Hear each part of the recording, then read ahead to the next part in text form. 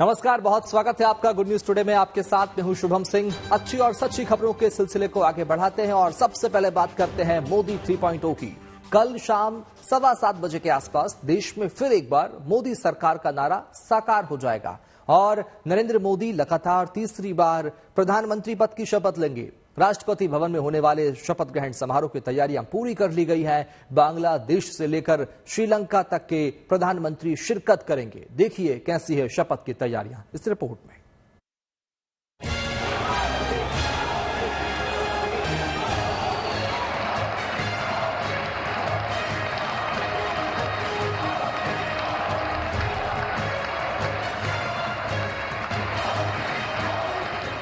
नौ जून को शाम 7 बजे नरेंद्र मोदी तीसरी बार देश के प्रधानमंत्री के तौर पर शपथ लेंगे।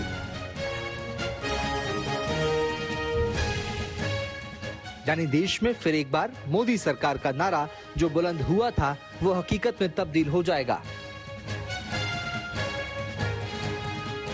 मोदी सरकार के शपथ ग्रहण की तैयारी हो चुकी है। विदेशी मेहमानों के आने का सिलसिला भी शुरू हो चुका है और उनके इस्तकबाल के लिए दिल्ली का दिल भी तैयार है। इस शपथ ग्रहण समारोह में बांग्लादेश के अलावा श्रीलंका के राष्ट्रपति रानिल विक्रमसिंघे, मालदीव के राष्ट्रपति मोहम्मद मुइज्जू, मॉरिशस के प्रधानमंत्री प्रविंद कुमार जगन्नाथ, नेपाल के प्रधानमंत्री पुष्पकमल दहल प्रचंड, भूटान के प्रधानमंत्री शेरिंग तोबगे और सेशल्स के उपराष्ट्रपति अहमद अफीक ने शपथ ग्रहण समारोह में शामिल होने का निमंत्रण स्वीकार कर लिया है। नरेंद्र मोदी कल प्रधानमंत्री के शपथ ग्रहण लेंगे। तीसरी बार वो इस देश के प्रधानमंत्री के तौर पे चुने गए हैं। इस पूरे आयोजन को लेके आप देख सकते हैं कि कैसे प्रेपरेशंस चल रही है। जगह जगह पे प्लैकार्ड्स लगाया गया है। कुल 7 जो फॉरेन स्टेट हेड्स है उनके वेलकमिंग के लिए ये बैनर्स लगाए गए हैं। इन फॉरेन हेड्स को छोड़ के कुल 8,000 गेस्ट्स कल ओथ टेकिंग सेरेमनी में पार्टिसिपेट करेंगे। कल शाम के समय राष्ट्रपति भवन में प्रधानमंत्री शपथ ग्रहण करेंगे और उसके लिए जो भी आयोजन है वो आप देख सकते हैं कि ऑलरेडी शुरू हो चुका है। कल शाम 7:15 बजे नरेंद्र मोदी के साथ ही सारे मंत्री भी शपथ लेंगे। लिहाजा मंत्रियों के फॉर्मूले पर मंथन जारी है। सूत्रों के मुताबिक बिहार के कोटे से कैबिनेट मंत्रियों का फॉर्मूला तकरीबन तय हो गया है। सूत्रों के मुताबिक बीजेपी और जेडीयू से कैबिनेट में बराबर मंत्री होंगे। मंत्रियों के चयन में जातीय समीकरणों का ख्याल रखा जाएगा। एलजेपी और एचएएम को एक मंत्री पद मिल सकता है। जहाँ तक मंत्रिमंडल का प्रश्न है, ये प्रधानमंत्री और मुख्यमंत्री के बीच में चर्चा का और समन्वय का विषय है। उस पर कोई टिप्पणी में नहीं करना। चर्चा तो हुई थी, कल नीतीश कुमार जी गए थे, 1-on-1 तमाम घटक दलों की बैठकें हुई हैं, तो उसमें क्या कुछ फॉर्मूला निकल के आ रहा है? और सर, कास्ट फॉर्मूला बिहार में बहुत इंपॉर्टेंट होता है, तो कितने अगड़ी जाति के, कितने पिछड़ी जाति के मंत्री हो सकते हैं, इस पे अगर कुछ बात। देखिए, हमारी पार्टी तो सभी वर्गों की पार्टी है, लेकिन जो कोर कॉन्स्टिट्यूंसी जिसका निर्माण कर्पूरी ठाकुर ने और बाद में नीतीश कुमार जी ने किया है, वो बहुत जो marginalise section of the society है उनका है, उनका सही प्रतिनिधित्व मिले, ये जनता दल की जरूरी इच्छा और अभिलाषा है। शपथ ग्रहण से पहले मंत्रिमंडल के गठन को लेकर मंथन तेज है। मंत्रिमंडल में एनडीए की हिस्सेदारी को लेकर लगातार बैठक चल रही है। इंतजार कल शाम 7:15 बजे का है, जब एक बार फिर नरेंद्र मोदी देश के प्रधानमंत्री के तौर पर शपथ लेंगे। दिल्ली से श्रेया चटर्जी के साथ bureau report, good news today. PM Modi और एनडीए की नई मंत्रिपरिषद के शपथ ग्रहण समारोह के लिए सुरक्षा की पुख्ता व्यवस्था की गई है। राजधानी दिल्ली को हाई अलर्ट पर रखा गया है, तो राष्ट्रपति भवन में सुरक्षा के अभेद्य इंतजाम किए गए हैं। पिछले साल हुए G20 सम्मेलन की तर्ज पर इस बार शपथ ग्रहण समारोह के लिए भी कई लेयर सुरक्षा के साथ साथ दिल्ली में सिक्योरिटी को फुल प्रूफ बनाने की तैयारी की गई है। इसके साथ ही 500 सीसीटीवी कैमरों से भी पूरी दिल्ली पर नजर रखी जाएगी।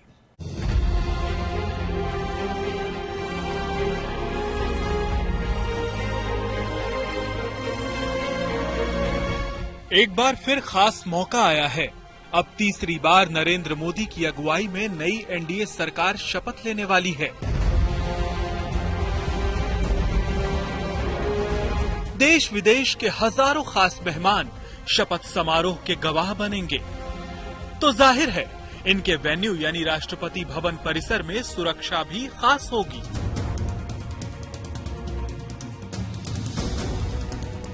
राष्ट्रपति भवन के फोरकोर्ट में होने वाले शपथ समारोह के लिए सुरक्षा के चाक चौबंद इंतजाम किए गए हैं ताकि परिंदा भी पर न मार सके। शपथ समारोह के दौरान राष्ट्रपति भवन परिसर में राष्ट्रपति के सुरक्षा गार्ड तो तैनात रहेंगे ही, एसपीजी, आईटीबीपी और अर्धसैनिक बलों के जवान भी हर तरफ नजर रखेंगे। साथ ही एनएसजी के ब्लैक कैट कमांडो भी तैनात रहेंगे। दिल्ली पुलिस, खुफिया विभाग की टीमें भी समारोह स्थल से लेकर हर तरफ निगरानी करेंगी। इसके अलावा किसी तरह के केमिकल रिसाव की स्थिति पर कंट्रोल करने के लिए एनडीआरएफ की टीमें भी मौजूद रहेंगी। शपथ समारोह से पहले से ही राष्ट्रपति भवन और रायसीना हिल्स इलाके से लेकर राजधानी दिल्ली में चप्पे चप्पे पर हर तरफ कड़ा पहरा है। हर ओर पुलिस और अर्धसैनिक बलों की तैनाती है और जमीन से आसमान तक कड़ी नजर रखी जा रही है। इसके लिए तमाम ऊंची इमारतों पर एंटी ड्रोन सिस्टम लगाया जा रहा है। एनएसजी के पास मौजूद एंटी ड्रोन सिस्टम शपथ ग्रहण समारोह स्थल के आसपास लगा दिया गया है। इस काम में डीआरडीओ भी एनएसजी की मदद कर रहा है। खुफिया जगहों और ऊंची इमारतों पर स्नाइपर्स की भी तैनाती रहेगी। इतना ही नहीं, शपथ समारोह में फुल प्रूफ सिक्योरिटी के लिए बेहद हाईटेक इंतजाम रहेंगे। सुरक्षा घेरे को मजबूत करने के लिए घुसपैठ चेतावनी प्रणाली का इस्तेमाल किया जाएगा। वहीं एआई तकनीक से लैस फेस डिटेक्टिंग सिस्टम का भी उपयोग किया जाएगा। नई सरकार के शपथ समारोह को देखते हुए राजधानी दिल्ली में 9 और 10 जून को 2 दिन के लिए नो फ्लाइंग जोन की पाबंदियां लागू रहेंगी। इस दरमियान ड्रोन, यूएवी, पैराग्लाइडर उड़ाने पर रोक रहेगी। साथ ही unmanned air systems, microlight, remote संचालित विमान भी नहीं उड़ाए जा सकेंगे। हॉट एयर बलून और क्वाड कॉप्टर और पैरा जंपिंग पर भी रोक रहेगी। तीसरी बार पीएम मोदी के शपथ समारोह में कई विदेशी मेहमान भी आ रहे हैं। ये मेहमान जिन होटलों में ठहरे हैं, उनकी सुरक्षा के लिए दिल्ली पुलिस ने केंद्रीय एजेंसियों की सलाह पर अलग से अधिकारियों को नियुक्त किया है। विदेशी मेहमानों के लिए विदेश मंत्रालय के अधिकारियों के साथ साथ खुफिया विभाग के अफसरों को भी तैनात किया जा रहा है ताकि किसी भी विदेशी मेहमान को किसी तरह की दिक्कत न हो। इसके लिए विदेशी मेहमानों के होटल से राष्ट्रपति भवन तक आने के रास्तों में भी कड़ी सुरक्षा रहेगी। साथ ही ट्रैफिक का भी खास ध्यान रखा जाएगा। सूत्रों के मुताबिक दिल्ली में G20 के दौरान सुरक्षा के जिन मानकों को अपनाया गया था, उनको शपथ ग्रहण समारोह के लिए भी अमल में लाया जा रहा है। गृह मंत्रालय, राष्ट्रपति भवन के सुरक्षा विभाग, दिल्ली पुलिस, एसपीजी, एनएसजी, खुफिया एजेंसियों और केंद्रीय अर्धसैनिक बलों के आला अफसर सुरक्षा की तैयारियों पर नजर रखे हुए हैं ताकि राजधानी में शपथ समारोह का हाई प्रोफाइल कार्यक्रम सुविधाजनक तरीके से संपन्न हो सके। दिल्ली से हिमांशु मिश्रा के साथ bureau report, good news today.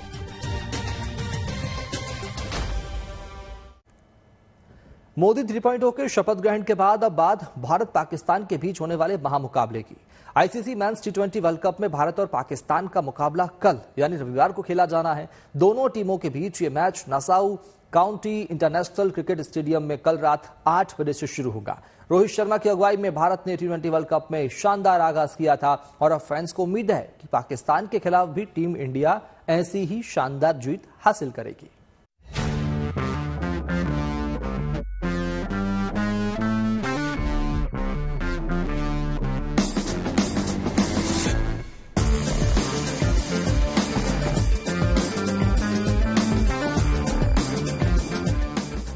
T20 world cup में 8वीं बार भिड़ेंगे भारत और Pakistan. ICC T20 world cup 2024 का आगाज हो चुका है। अभी तक 10 मैच खेले जा चुके हैं। भारतीय टीम ने शानदार जीत के साथ अपने अभियान का आगाज किया। आयरलैंड के खिलाफ टीम इंडिया ने 8 विकेट से जीत दर्ज की। अब ग्रुप स्टेज में भारत का सबसे हाई वोल्टेज मुकाबला पाकिस्तान के खिलाफ है, जो कल यानी रविवार 9 जून को खेला जाना है। आंकड़ों पर गौर करें तो भारत का पलड़ा पाकिस्तान पर भारी है। दोनों देशों के बीच T20 वर्ल्ड कप में अब तक कुल 7 मैच खेले गए हैं। भारत ने 6 तो पाकिस्तान ने 1 बार जीत दर्ज की है। टीम इंडिया साल 2021 में हुए मैच में पाकिस्तान से हारी थी। इसका बदला मेलबर्न में रोहित शर्मा की कप्तानी में टीम इंडिया ने ले लिया था। पहले के रिकॉर्ड को देखते हुए पूर्व क्रिकेटरों को उम्मीद है कि टीम इंडिया जीत की अपेक्षाओं के दबाव के बावजूद खरी उतरेगी। India is a side in the ascendancy, चढ़त में है। भारतीय टीम चढ़त में है। क्यों? पहले मैच में यहाँ 182 बनाए, वो मैच जीता। फिर दूसरे मैच में दूसरी टीम को 97 पे आउट करके फिर वो बड़ा आराम से चेस कर लिया। सब फॉर्म में है, तो मुझे लगता है कि एडवांटेज है। और पाकिस्तान एक पंख की चिड़िया के बराबर है, क्योंकि बैटिंग उनकी नहीं चल रही। देखिए, एडवांटेज इंडिया को है, क्योंकि इंडिया ये मैदान पे 2 मैच खेल चुकी है और पाकिस्तान वो फ्लैट पिच पे खेल के यहाँ पे आएगी। पिछला मुकाबला जरूर पाकिस्तान हारा है यूएसए के सामने, और उस मुकाबले की हार के बाद अपने आप को यहाँ पे लाके इन कंडीशन में ढालना बहुत बड़ा चैलेंज रहेगा पाकिस्तान के लिए। तो एडवांटेज इंडिया के पास है। T20 वर्ल्ड कप में इस बार पिच को लेकर सबसे ज्यादा चर्चा हो रही है। Nassau county international cricket stadium पर ड्रॉप इन पिचों का इस्तेमाल किया गया है। स्टेडियम को T20 वर्ल्ड कप के लिए ही बनाया गया है। यहाँ ऑस्ट्रेलिया से पिच लाकर लगाई गई है। पिच पर असमान उछाल देखने को मिल रहा है। कोई गेंद काफी ज्यादा उठती है तो कई नीचे रह जाती है। ऐसे में T20 में टेस्ट वाली फीलिंग आ रही है। भारत और आयरलैंड का मुकाबला यहीं हुआ था। उससे पहले श्रीलंका और साउथ अफ्रीका की टीम यहीं खेली थी। पिच बल्लेबाजी के लिए काफी मुश्किल है। बल्लेबाज चोटिल हो रहे हैं। तेज गेंदबाज का बोलबाला देखने को मिल रहा है। ऐसे में भारत और पाकिस्तान के मैच में भी कुछ ऐसा ही रह सकता है। हालांकि पिच कैसी भी हो, हालात चाहे जो रहे, टीम इंडिया के फैंस को यकीन है कि न्यूयॉर्क में जीत का परचम टीम इंडिया ही लहराएगी। Bureau report, good news today. और अब खबर मौसम के हाल की। दिल्ली एनसीआर में मानसून का इंतजार है, क्योंकि गर्मी एक बार फिर से सिर उठाती दिख रही है। हालांकि हाल के दिनों में मौसम में कुछ बदलाव सा रुख देखने को मिला था, जिससे लोगों को राहत के आसार बढ़े, लेकिन एक बार फिर से पारा चढ़ने के कारण गर्मी के तेवर बढ़ सकते हैं। हालांकि पश्चिमी भारत में मानसून दस्तक पड़ चुकी है, जिससे उधर गर्मी से निजात मिल रही है। अगली रिपोर्ट में आपको दिखाएंगे कैसी है मानसून की रफ्तार और कैसा है गर्मी का हाल।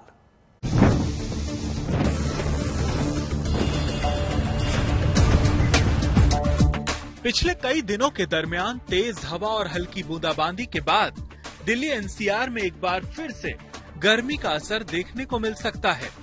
जून का 1 हफ्ता बीत चुका है।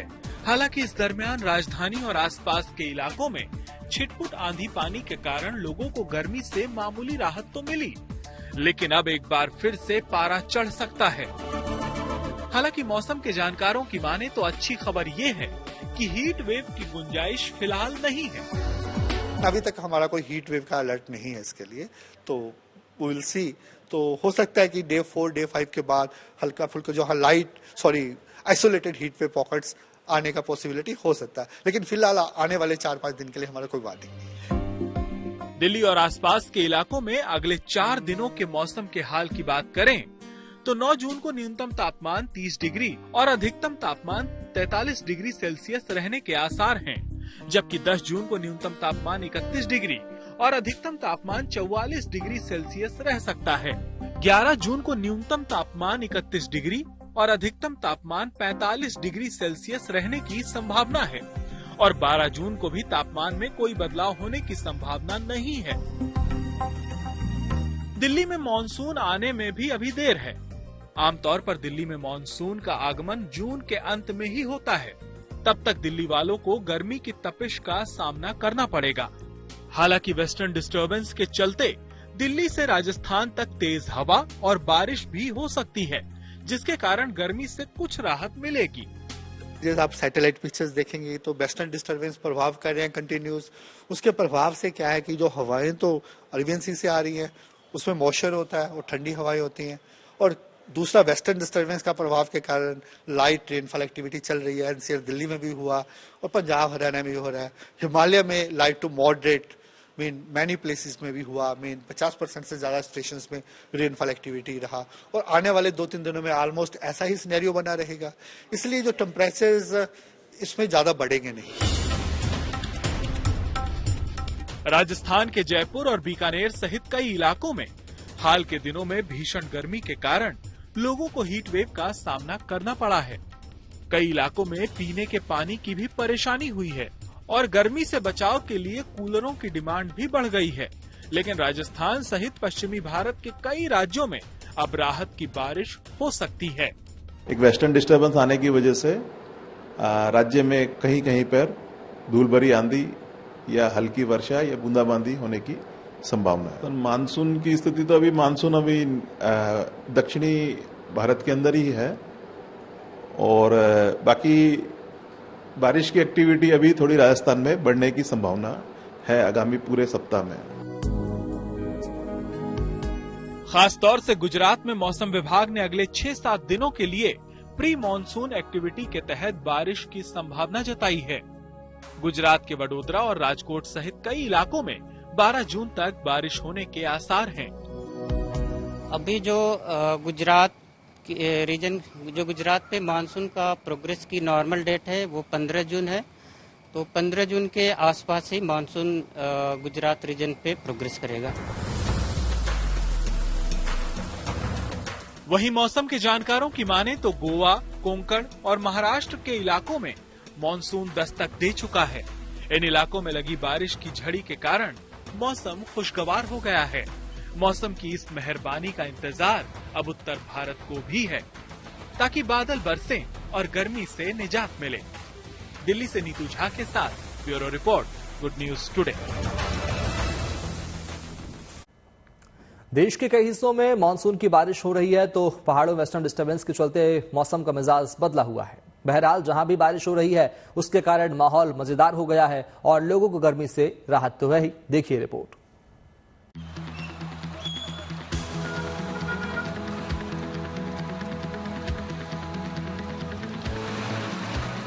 महाराष्ट्र के कोल्हापुर में हवा के साथ झमाझम बारिश की ये तस्वीरें मौसम के बदले हाल की गवाह हैं। महाराष्ट्र के कई इलाकों में मानसून दस्तक दे चुका है। इसके कारण हो रही बरसात से यहाँ न केवल इंसान बल्कि पशु पक्षियों और धरती को भी तरावट मिली है। बारिश के झोंके से पेड़ पौधे में हरियाली लौट आई है और माहौल बेहद खुशगवार हो गया है। पश्चिम भारत में मानसून की बारिश की ये झड़ी गर्मी से छुटकारे की ओर इशारा कर रही है। वहीं पहाड़ों में भी इन दिनों मौसम का मिजाज बदला हुआ है। उत्तराखंड में पहाड़ों की रानी मसूरी के आसपास के इलाकों में जमकर हुई बारिश के बाद मसूरी के तापमान में जबरदस्त गिरावट दर्ज की गई है और मौसम खुशनुमा हो गया है। यहाँ धनौल्टी इलाके में ओले भी गिरे। इलाके में कल सुबह से ही आसमान में बादल छाए हुए थे, जबकि शाम के समय में तेज हवा के साथ बारिश हुई तो मौसम में ठंडक पैदा हो गई। सैलानी यहाँ के मौसम में बदलाव का भरपूर लुत्फ उठा रहे हैं। दक्षिण भारत की अगर बात करें तो कर्नाटक के बेंगलुरु में भी बारिश की झड़ी ने मौसम शानदार बना दिया। शहर के अलग अलग हिस्सों में बारिश के झोंकों से बचने के लिए राहगीरों को कुछ कठिनाई भले ही हुई, लेकिन आसमान से बादल बरसे तो तेज धूप के चलते मुरझा रहे पेड़ पौधे में नई जान आ गई।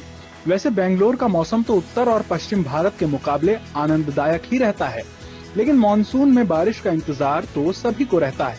Bureau report, good news today. Himachal Pradesh की राजधानी शिमला में पर्यटकों की भीड़ बढ़ने लगी है। यहां पर्यटन कारोबार ने रफ्तार पकड़ ली है। ज्यादातर चंडीगढ़, हरियाणा, पंजाब और दिल्ली के पर्यटक ठंडक और खुशगवार मौसम का मजा लेने यहां आ रहे हैं। कुछ इसी तरह मेघालय में भी सैलानियों से वादियां गुलजार हैं। देखिए हमारी रिपोर्ट।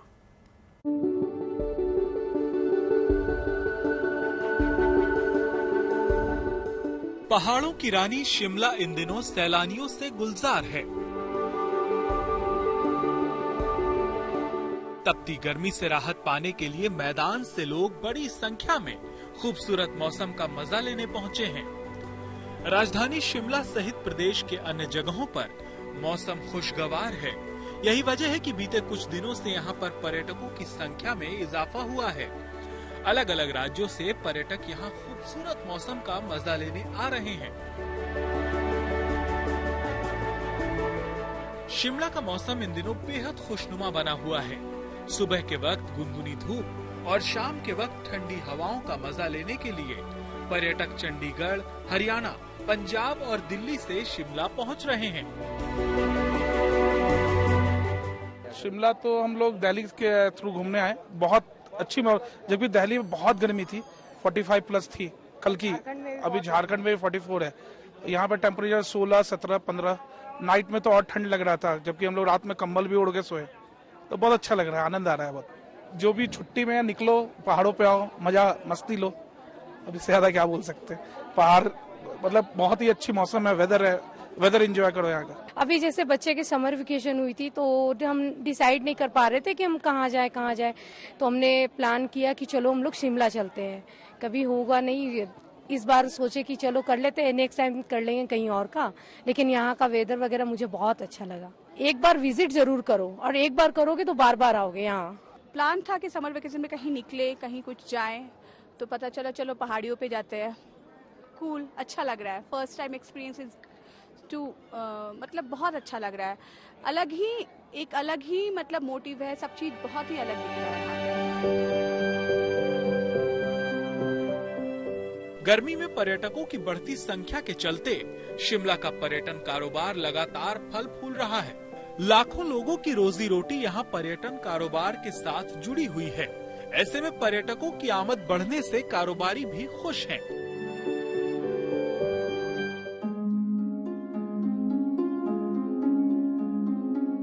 हिमाचल में शिमला की तरह नॉर्थ ईस्ट का राज्य मेघालय इन दिनों सैलानियों से गुलजार है, जो देश के कई इलाकों से पहुंचकर यहाँ की प्राकृतिक सुंदरता को ही निहारने बड़ी संख्या में पहुंच रहे हैं।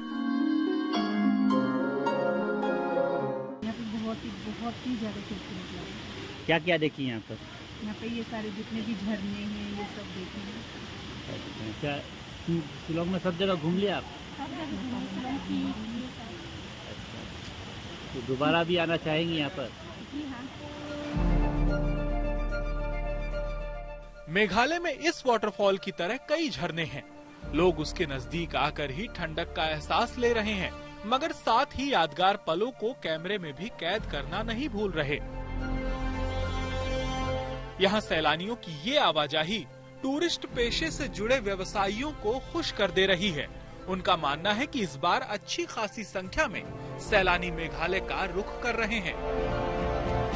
Bureau report, good news today.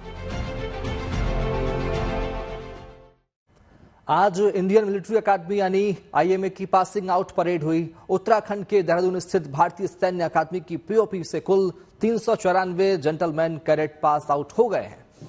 इन 394 में से आज हमारे देश को 355 सैन्य अफसर मिल चुके हैं। मित्र देशों के भी 39 जेंटलमैन कैडेट आज सैन्य अफसर बन गए हैं। आईएमए देहरादून में पासिंग आउट परेड को लेकर बहुत उत्साह देखने को मिला। पीओपी की सलामी सेना की उत्तरी कमांड के GCO lieutenant general MV Suchindra Kumar ने ली। Gentleman cadet Praveen Singh guard of honour दिया गया। जिनको गॉड ऑफ ऑनर दिया गया।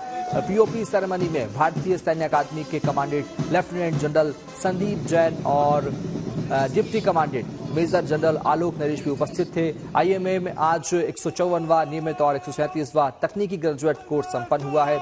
इसी की आज पीओपी हुई और इस दौरान आईएमए की ऐतिहासिक और प्रतिष्ठित चैटवुड बिल्डिंग के प्रांगण चैटवुड ड्रिल स्क्वायर में जेंटलमैन कैडेट सैन्य अफसर बनने की सेरेमनी में कदम ताल करते दिखे। दर्शक दीर्घा में उनके पेरेंट्स अपने होनहारों को सैन्य अफसर बनते देखने के लिए मौजूद रहे। पासिंग आउट परेड में अंतिम पग भरने और शपथ परेड के बाद अब ये जेंटलमैन कैडेट भारतीय सेना में लेफ्टिनेंट के पद पर तैनात होंगे। और इसी के साथ अच्छी खबर, सच्ची खबर में इतना ही। देश और दुनिया की तमाम अच्छी खबरों के लिए आप देखते रहिए गुड न्यूज टुडे के साथ। नमस्कार।